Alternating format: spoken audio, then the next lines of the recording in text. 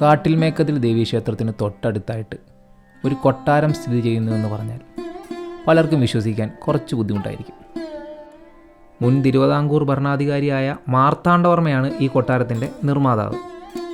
ക്ഷേത്രത്തെയും ക്ഷേത്ര ഐതിഹ്യത്തെയും കൊട്ടാരത്തെയും പറ്റിയുമൊക്കെ തിരിച്ചറിയുന്നതിനോടൊപ്പം തന്നെ നാം തിരിച്ചറിയേണ്ട മറ്റൊരു കാര്യം കൂടിയുണ്ട്: പൊന്മനയുടെ ഭൂമിശാസ്ത്രപരമായ ചരിത്രം. ഒരു കാലം വരെ തുറമുഖ പ്രദേശമായിരുന്നു പൊന്മന. ചെറിയ കാടുകളാലും തുരുത്തുകളാലും പ്രകൃതി സൗന്ദര്യം നിറഞ്ഞു നിന്നിരുന്ന ഒരു നാട്. വിശാലമായ നെൽപ്പാടങ്ങളും ഈ പ്രദേശത്തുണ്ടായിരുന്നതായി പറയപ്പെടുന്നു.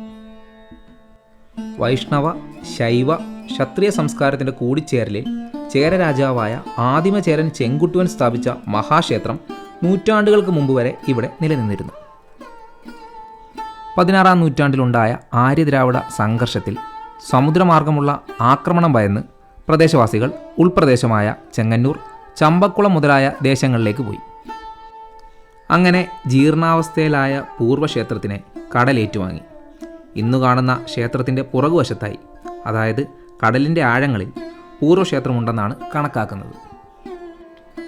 പ്രദേശത്ത് നിന്നും ഒഴിഞ്ഞുപോയ മനുഷ്യരുടെ പിൻതലമുറക്കാർ വീണ്ടും പൊന്മനയിലെത്തി 300 വർഷങ്ങൾക്ക് മുമ്പ് സ്ഥാപിച്ചതാണ് ഇന്ന് കാണുന്ന ക്ഷേത്രം.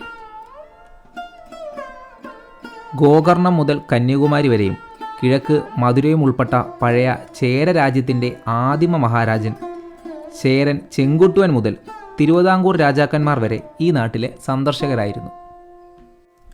1781 മാർത്താണ്ഡവർമ്മ മഹാരാജാവ് ഓടനാട് രാജാവിനെ സന്ദർശിച്ച് വഞ്ചി മാർഗം മടങ്ങി വരവെ മടക്കയാത്ര ഇന്നത്തെ TS കനാലിലൂടെ ആയിരുന്നു.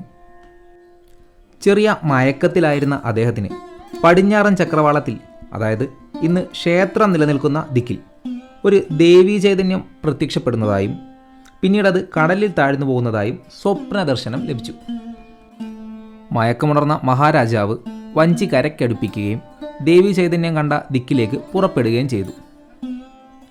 ഇന്ന് ക്ഷേത്രം സ്ഥിതി ചെയ്യുന്ന സ്ഥലത്തെത്തിയ അദ്ദേഹം വളരെ നേരം അവിടെ ധ്യാനനിരതനായിരുന്നു.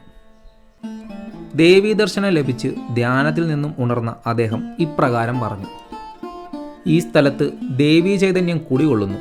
ഇവിടെ മഹാക്ഷേത്രം കുടികൊള്ളുന്നു. ബ്രഹ്മ വിഷ്ണു മഹേശ്വര ശക്തികൾ ഉൾക്കൊണ്ട് ഈ ദേവീക്ഷേത്രം ഭാരതവർഷം മുഴുവൻ പ്രകീർത്തിക്കപ്പെടുമെന്നും അരുളി ചെയ്തു. താനും തൻ്റെ തലമുറയിൽപ്പെട്ടവരും ഒരുപാട് തവണ ഇവിടെ വരുമെന്ന് മുൻകൂട്ടി കണ്ട അദ്ദേഹം ക്ഷേത്രത്തിനോട് ചേർന്ന് ഒരു കൊട്ടാരം കൂടി പണി കഴിപ്പിച്ചു. ക്ഷേത്ര ദർശനത്തിനായി എത്തുന്ന തിരുവിതാംകൂർ രാജവംശത്തിൽപ്പെട്ടവർക്ക് വിശ്രമിക്കാൻ വേണ്ടിയായിരുന്നു ആ കൊട്ടാരം. അങ്ങനെ കൊട്ടാരത്തിനോട് ചേർന്നുള്ള കടവിനെ കൊട്ടാരത്തിൽ കടവെന്ന് അറിയപ്പെടാൻ തുടങ്ങി. കാട്ടിലമ്പലത്തിൻ്റെ തൊട്ടടുത്തായി സ്ഥിതി ചെയ്യുന്ന പഴയ കൊട്ടാരത്തെപ്പറ്റി കേട്ടിട്ടുണ്ടെങ്കിലും മുമ്പ് പലതവണ ഇവിടേക്ക് വന്നിട്ടുണ്ടെങ്കിലും അത്തരം ഒരു കൊട്ടാരം ശ്രദ്ധയിൽപ്പെട്ടിട്ടില്ല. ജങ്കാർ ഇറങ്ങി പുറത്തേക്ക് എത്തുമ്പോൾ തന്നെ വഴി രണ്ടായി തിരിയുന്നതായി കാണാം. വലത്തേക്ക് കാണുന്ന വഴിയിലൂടെ വേണം അമ്പലത്തിലേക്ക് പോകാൻ.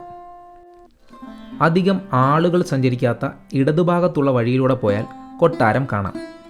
കൊട്ടാരത്തിൻ്റെ കവാടത്തിൻ്റെ അടുത്തെത്തണമെങ്കിൽ കടത്തിനോട് ചേർന്ന് സ്ഥിതി ചെയ്യുന്ന വഴി തിരഞ്ഞെടുക്കണം.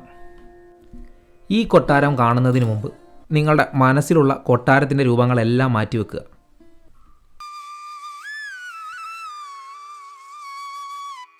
അങ്ങ് ദൂരെ കാണുന്ന പായൽ പിടിച്ച കെട്ടിടമാണ് വർഷങ്ങൾക്ക് മുമ്പ് മാർത്താണ്ഡവർമ്മ പണി കഴിപ്പിച്ച കൊട്ടാരം. കൊട്ടാരം പലതവണ പുതുക്കി പണിഞ്ഞു എന്നാണ് കാഴ്ചയിൽ നിന്ന് മനസ്സിലാക്കാൻ കഴിയുന്നത്. എന്നാൽ ഇന്നീ കൊട്ടാരം ഉപയോഗശൂന്യവും കാട് കയറിക്കിടക്കുകയുമാണ്.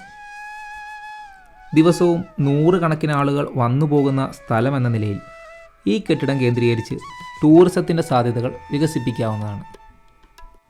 എന്നാൽ എന്തുകൊണ്ടാണ് അത്തരത്തിലുള്ള ശ്രമങ്ങൾ നടക്കാത്തതെന്ന് അറിയില്ല. കെട്ടിടത്തിൻ്റെ മതിലുകൾ എപ്പോൾ വേണമെങ്കിലും ഇടിഞ്ഞു വീഴാവുന്ന അവസ്ഥയിലാണ്. വെട്ടിയൊതുക്കാത്ത മരച്ചില്ലകളും വിറക് കഷ്ണങ്ങളും ഒക്കെയാണ് കാഴ്ചക്കാരെ ഇവിടേക്ക് സ്വാഗതം ചെയ്യുന്നത്. കെട്ടിടത്തിനകത്ത് പഴയ കുറച്ച് ഫർണിച്ചറുകൾ കിടക്കുന്നത് പുറത്തു നിന്നാൽ കാണാം. ഇടിഞ്ഞു വീഴാറായ അവസ്ഥയിലും ഈ കെട്ടിടത്തിന് അതിൻ്റേതായ ഒരു ഭംഗിയുണ്ട്. ഈ കെട്ടിടത്തെ നവീകരിക്കുമെന്നും ഇവിടെ ഒരുപാട് കാഴ്ചക്കാരെത്തുമെന്നും പ്രതീക്ഷിക്കുന്നു. ഒഴിവു സമയങ്ങളിൽ യാത്രകൾ ചെയ്യുക, നാടിനെ അറിയുക.